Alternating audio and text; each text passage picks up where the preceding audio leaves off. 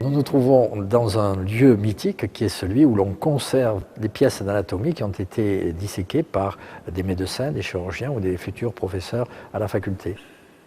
Autour de 1900, tous les étudiants venaient participer à la connaissance de l'anatomie parce qu'il n'y avait pas d'autre façon de l'apprendre.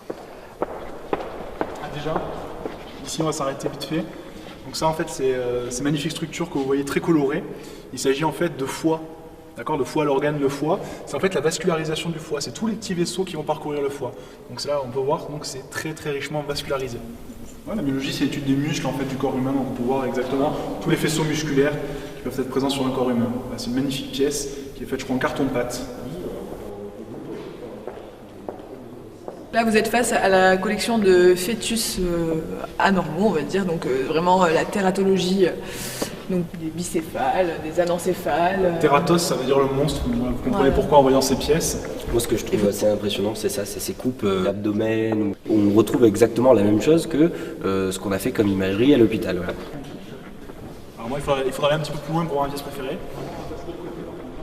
Voilà, je tenais encore une fois à attirer votre attention sur une pièce qui est assez mythique, enfin, je pense qu'entre étudiants on en parle tous. Voilà, c'est un phallus de baleine, donc vous pouvez voir un petit peu les dimensions assez impressionnantes ainsi que la finesse de l'extrémité distale. C'est pour nous presque aussi mythique que la tératologie et les enfants mal formés. Pour qu'on se mette d'accord. Dans nos études, on n'a pas vraiment d'occasion d'y aller et de regarder certaines pièces. Alors on fait de la dissection en deuxième année sur des cadavres. Et après, on n'en fait plus du tout le reste de nos études. C'est vrai que ça serait intéressant peut-être de venir un peu ici un peu plus souvent. Ouais. Enfin, moi je me rappelle le tube digestif, c'était mon angoisse parce que j'arrivais pas à voir où se situait quoi. Et là-bas, il y a vraiment des abdomens, des coupes sur lesquelles qui nous auraient vraiment beaucoup aidé quoi.